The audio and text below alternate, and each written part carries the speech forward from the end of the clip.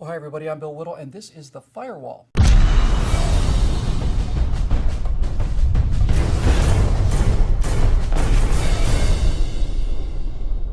Today, I want to make 3 points regarding the current artificially created emergency on the southern border as children are used as innocent pawns to force an issue in order to gain political power.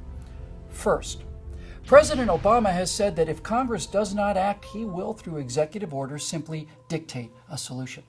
Godwin's law states that the longer an internet discussion goes on, the more likely it is that someone will invoke the Nazis. Invoking the Nazis is considered bad form. You see, it's a sign of desperation and hyperbolic exaggeration. Well, don't worry, I'm not going to invoke the words Nazi or Hitler. So, shortly after assuming power, the legally appointed Chancellor of Germany and the leader of the National Socialist German Workers' Party was faced with a looming national crisis. The National Socialist Chancellor appeared before the democratically elected parliament of the German Republic known as the Reichstag. This chancellor asked them to vote on what became known as the Enabling Act of 1933. It's pretty simple, really. He asked the legislature to approve his ability to create law on his own through what could best be described as emergency executive orders. The Reichstag approved this request by the National Socialist Chancellor of Germany, giving him the power to dictate law as he saw fit. The constitutionally limited, democratically elected German Republic simply voted itself out of existence, and half of the representatives of the Reichstag were cheering the National Socialist leader of their own party as they did so. Now, of course, that could never happen here, not in America. Why, if an American president were to stand before Congress and tell that legislative body that he would assume the power to write his own laws if they did not provide the legislation he desired, well, here in America, that president would be booed and mocked and jeered out of the room. He'd be arrested and impeached, right? America does not stand still, and neither will I. So wherever and whenever I can take steps without legislation to expand opportunity for more American families, that's what I'm going to do.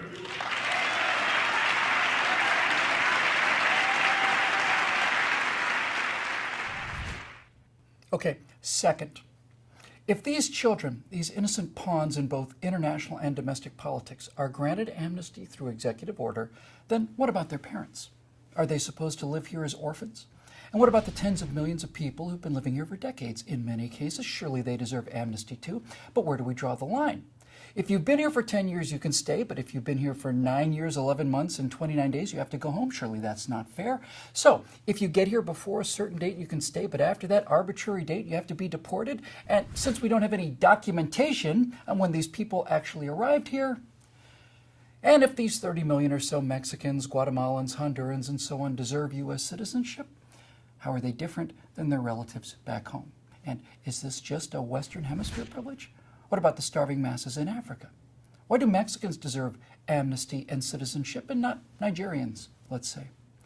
Why do we grant amnesty to some people with children in need and not any of the other 6.5 billion or so who also have children and who are also in need? What about them? Why are they excluded?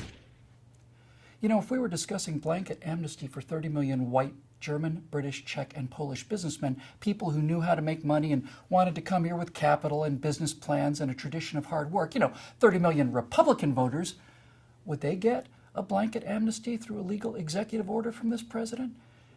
And if not, then is this really about immigration? Or is it about a domestic political power base for Democrats? Third, where do you live, Mark Zuckerberg? I don't mean to pick you out personally, but you're speaking for a lot of rich limousine liberals, and I don't have a problem with that at all. You earned your $30 billion and the very nice house that you live in. But I want to know where you live, and not just generally. I want the exact address. Because I want to put up flyers all around your neighborhood and on the internet so that it can go all around the world, telling people that you don't believe in borders or walls or locked doors or fences or property rights. I want every homeless person in America, in fact, everyone in greater need than you, to know that they can come to your house at any time, just walk in the front door, hit the refrigerator, sit on your couch, and watch your amazing home theater.